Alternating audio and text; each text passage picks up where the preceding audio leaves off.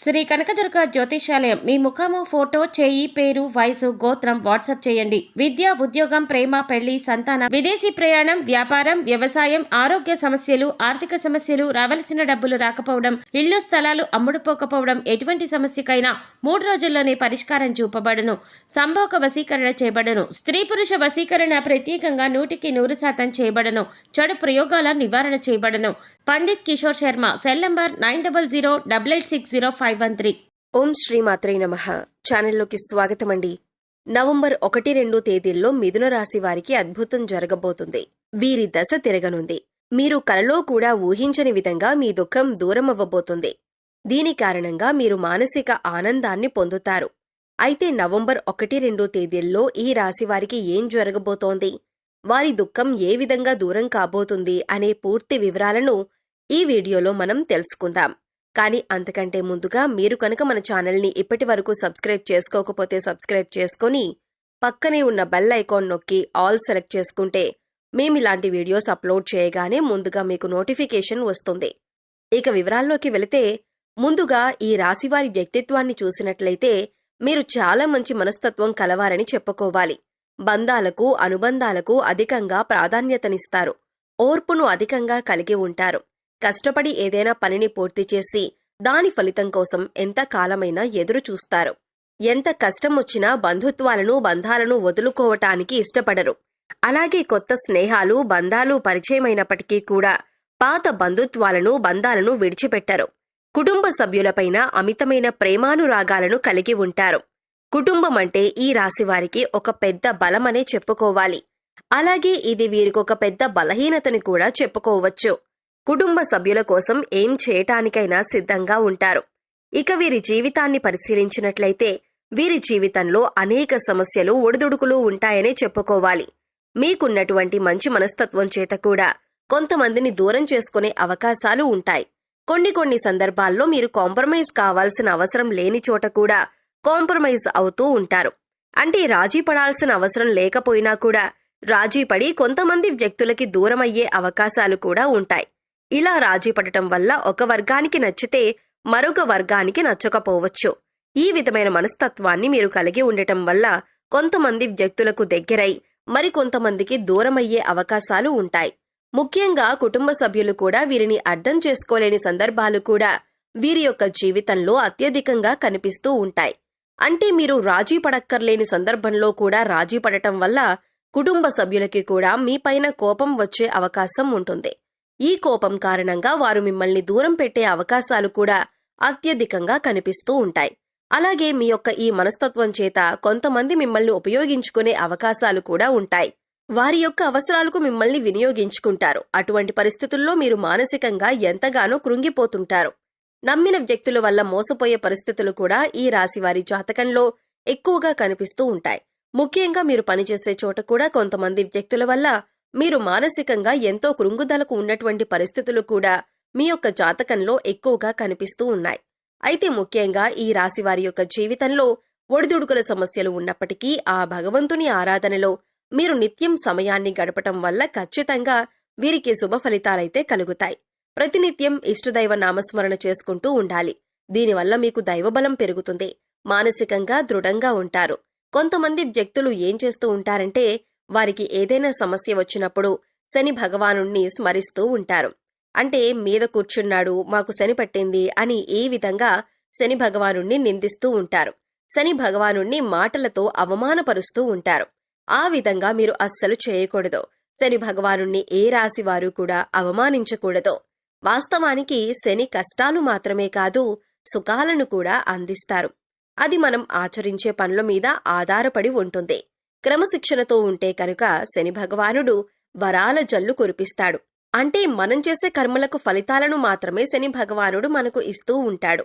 అయితే శని భగవానుణ్ణి నిందిస్తూ అవమానిస్తూ ఉంటే సమస్యలు ఉత్పన్నమవుతూ ఉంటాయి.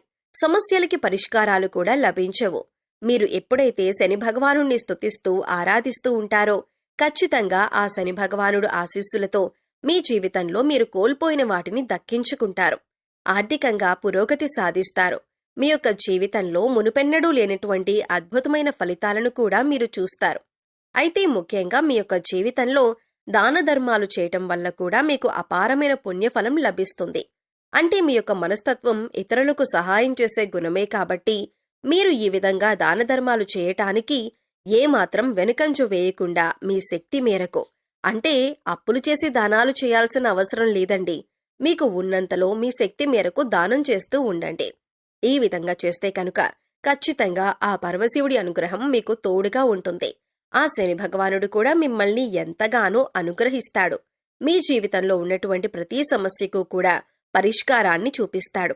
అలాగే ఆలయానికి వెళ్లి నిత్యం మీరు శని భగవానుడి చుట్టూ ప్రదక్షిణలు చేసి నెయ్యితో దీపాన్ని వెలిగించండి. శనివారం రోజు ఈ విధంగా చేస్తూ ఉండండి. మీకు వీలైతే శని భగవానుడికి ఇష్టమైనటువంటి నల్లని వస్తువులు, నల్లని వస్త్రాలు పేదలకు దానంగా ఇవ్వండి. ఈ విధంగా చేయటం వల్ల కూడా అపారమైన పుణ్యఫలం మీకు దక్కుతుంది.